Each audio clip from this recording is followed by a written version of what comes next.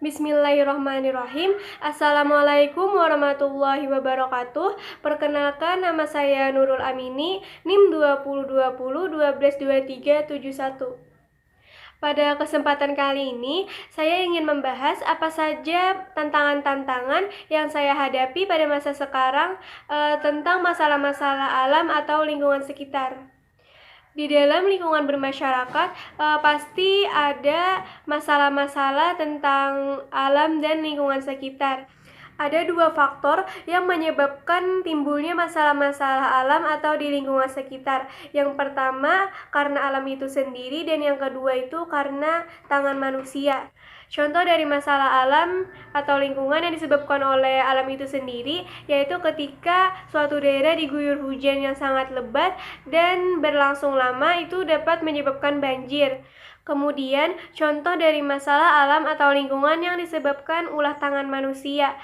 Nah, pasti sering terjadi di daerah kalian, yaitu tentang membuang sampah sembarangan, apalagi membuang sampah di sungai. Nah, masalah lingkungan yang di sekitar saya ini banyak tentang masalah membuang sampah sembarangan, karena bertepatan di belakang rumah saya itu terdapat sungai yang digunakan untuk mandi, mencuci pakaian, dan lain-lain. Nah, tetapi masyarakat selain mandi dan mencuci pakaian, mereka juga membuang sampah ke sungai. Karena ketika sampah dibuang ke sungai, itu bisa menyebabkan pencemaran di sungai tersebut. Apalagi sungai tersebut dipakai untuk mandi dan mencuci pakaian. Terkadang ada masyarakat juga yang menggunakan air sungai tersebut untuk mencuci piring. Nah, ditakutkan akan terjadi masalah kesehatan. Sungai ini berada di Banu Mahalat, yaitu di mana tempat saya tinggal. Nah, pernah kejadian dulu di sungai tersebut terdapat jembatan yang menghubungkan antar RT. Nah, ketika ada sampah kayu yang sangat besar menyangkut di jembatan tersebut sehingga tidak bisa mengikuti arus. Kemudian banyak sampah-sampah plastik, sampah botol plastik yang menyangkut di kayu, sehingga semakin lama sampah menumpuk di area tersebut. Lama-kelamaan jembatan tidak bisa menahan sampah-sampah itu lagi, kemudian jembatan itu roboh. Nah, padahal jembatan tersebut menghubungkan antar RT. Pasti itu sangat penting bagi masyarakat untuk beraktivitas melalui jembatan tersebut. Nah, kemudian setelah sampah yang sangat menumpuk banyak, baru ada inisiatif untuk dibersihkan. Nah, setelah dibersihkan sampah tersebut, baru dibangun kembali jembatan. Di daerah saya, kesadaran menggunakan plastik itu sangat kurang, karena di sini plastik itu sangat diperlukan, apalagi ibu-ibu yang berbelanja ke pasar membeli sesuatu pasti membawa barang belanjaan dengan plastik. Sangat sulit untuk mengurangi sampah plastik, karena itu seperti kebutuhan yang sangat diperlukan, karena tanpa plastik sepertinya itu sangat menyulitkan.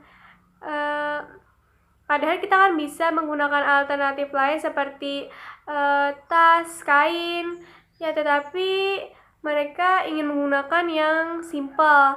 Jadi mereka menggunakan plastik. Nah, itu menurut saya sangat sulit di daerah saya untuk melaksanakan pengurangan sampah plastik.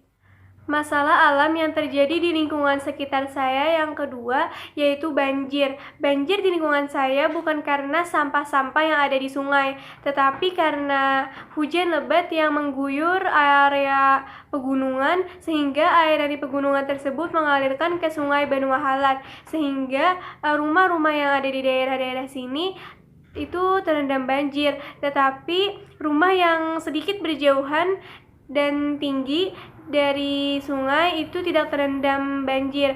Akan tetapi bagi rumah yang rendah, tanahnya rendah, dan juga rumah yang berdekatan dengan sungai itu bisa terendam banjir. Nah, menurut saya karena terjadinya banjir ini disebabkan oleh selokan-selokan yang kurang bersih, dan juga ada daerah-daerah yang tidak memiliki selokan di depan rumah, sehingga menyebabkan banjir tidak terkendali. Padahal jika selokan-selokan di daerah ini bersih dan juga rata mempunyai selokan, pasti tidak akan terjadinya banjir yang berlebihan.